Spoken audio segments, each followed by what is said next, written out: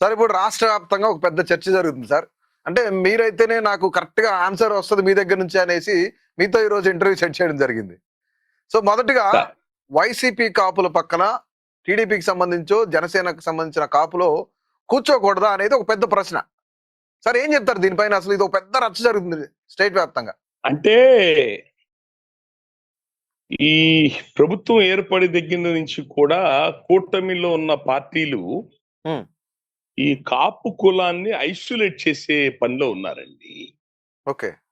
ఒక రకమైన బెదిరింపులు, ఇండైరెక్ట్ ఎమోషనల్ బ్లాక్ మెయిలింగ్ కొన్ని జరుగుతున్నాయి ఈ కులం మీద. ఉమ్, ఎట్లాగంటే ఐసోలేట్ చేయటం అంటే మిగతా వర్గాలకి మిగతా వాటన్నిటికీ దూరం చేయటం కాపుల్ని.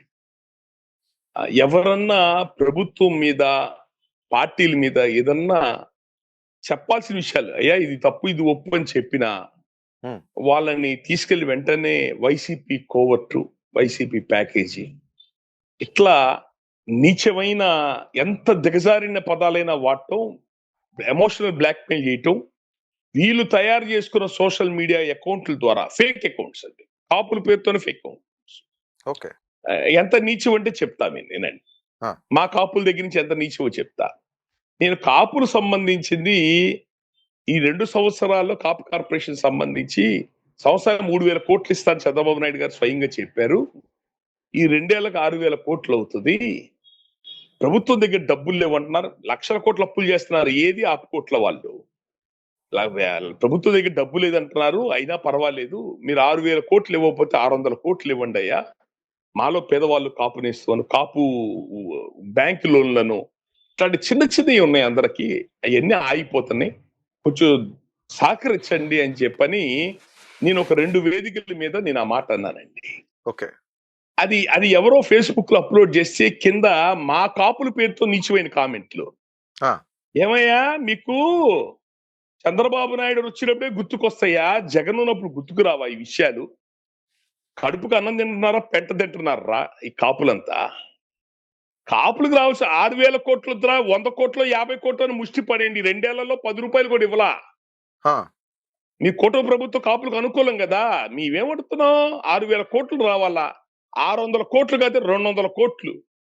కులంలో ఉన్న పేదవాళ్ళని దృష్టిలో పెట్టుకోండి, రాజకీయాలు చెయ్యొద్దురా బాబు, కొంచెం దయ చూపించండి అని చెప్పని ఉమ్, నేనంటే, దానికి కూడా కింద నీచగా కాపుల పేరుతోనే కామెంట్లండి. ఆ. మీకు చంద్రబాబు అయినప్పుడు గుర్తుకొస్తారా కాపుల యొక్క ఇబ్బందులు? వీడప్పుడు గుర్తుకు రావా? ఈ ఎదవలో ఎప్పుడైనా కులానికి పనిచేస్తే కదా వీళ్ళకి తెలియటానికి. ఓకే. జగన్మోహన్ రెడ్డి టైంలో విజయవాడ ధర్నా చౌక్ దగ్గర ఎన్ని ఉద్యమాలు చేశాం మేము రిజర్వేషన్ల కోసం. ఈడబ్ల్యూఎస్ అనేది ఇంప్లిమెంట్ అయింది జగన్ గవర్నమెంట్ లో, అది మేము చేసిన ఉద్యమంతోనే. ఉమ్, అక్కడ ఎన్ని పోరాటాలు వీళ్ళకి తెలుసొచ్చే కదా, వీళ్ళకెవరు కులము దాని వ్యవస్థ తెలిస్తే కదా ఎవరే ఉద్యమాలు చేశారో తెలియటానికి. ఉమ్, జగన్మోహన్ రెడ్డి ప్రభుత్వం యొక్క విధానాల్ని ఎక్కువ తిట్టిని విమర్శించడండి నేనే. మీరు yes, yes, గూగుల్లోకి exactly. వెళ్ళి అవును, సెర్చ్ చేసుకోండి. అవును, అవును. గూగుల్లోకి వెళ్ళి సెర్చ్ చేసుకోండి. దాసరాము అనేవాడు ఒకడే పవన్ కళ్యాణ్ అనేవాడిని కాపాడుకోవడానికి జగన్మోహన్ రెడ్డి మీద ఎక్కువ దాడి చేసిన వ్యక్తి దాసరాము ఒకడే. ఉమ్, తట్టుకొని నిలబడింది కూడా నేనే. ఇంకొకటి ఎవడన్నా మాట్లాడితే సాయంత్రం ఏ స్టేషన్ లో పెట్టే కొట్టారో కూడా చెప్పకుండా కొట్టేవాళ్ళు తీసుకెళ్లి. తట్టుకొని నిలబడింది కూడా నేనే.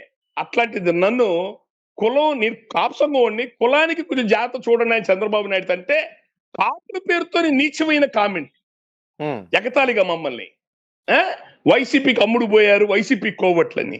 దాసరామును కొనే మగాడు పుట్టాడ్రా ఈ గుంటూరు జమీందారు. నేను పవన్ కళ్యాణ్ కాపాడుకోవడానికి జనసేన అండగా వైసీపీని నీచంగా తిట్టా. అప్పుడు పవన్ కళ్యాణ్ ఎన్ని కోట్లు ఇచ్చారా నాకు? టీడీపీ ఎన్ని కోట్లు ఇచ్చింది? TV5 సాంబశివరావు గారు ఏబిఎన్ ఛానల్లో నా ఇంటికి వచ్చి బైకులు పెట్టేవాళ్ళు కదా జగన్కి వ్యతిరేకంగా మాట్లాడమని. మీరు ఎన్ని కోట్లు ఇచ్చారు నాకు ఆ రోజు డబ్బు?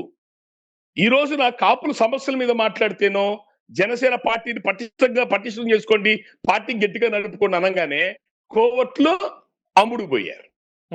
ఇది అంటే ఒక రకమైన బెదిరించి ఒక ఉన్మాదంగా కాపులు ఎక్కడ నోరెత్తనీయకుండా, అంటే పవన్ కళ్యాణ్కి ఎక్కడ ఇబ్బంది రాకుండా, కాపులు ఎక్కడ నోరెత్తనీయకుండా ఈ మొత్తం చచ్చినట్టు కులమంతా ఈ జనసేనకి టీడీపీ కింద కాళ్ళ కింద పడుండేటట్టుగా జరుగుతున్న ఒక భయంకరమైన కుట్ర.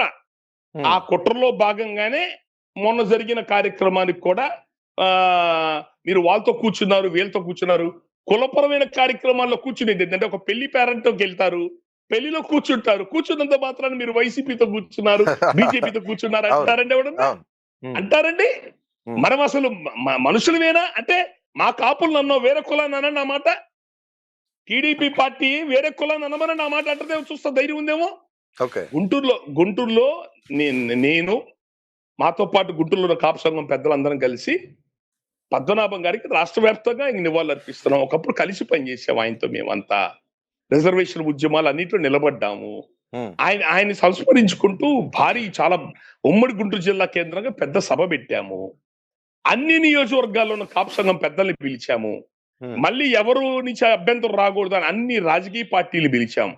కాంగ్రెస్ పార్టీ నుంచి మొదలుపెట్టి టీడీపీ, వైసీపీ, బీజేపీ, కమ్యూనిస్ట్ పార్టీలు కూడా పిలిచాం సార్. అవును. పిలిచి అందరు పెద్దలు వచ్చారు. ఉమ్. మరి అంతమంది పెద్దలు వచ్చారంటే మా మీద నమ్మకం ఉండబట్టేగా. సార్ ఇక్కడ కులపరంగా మా మీద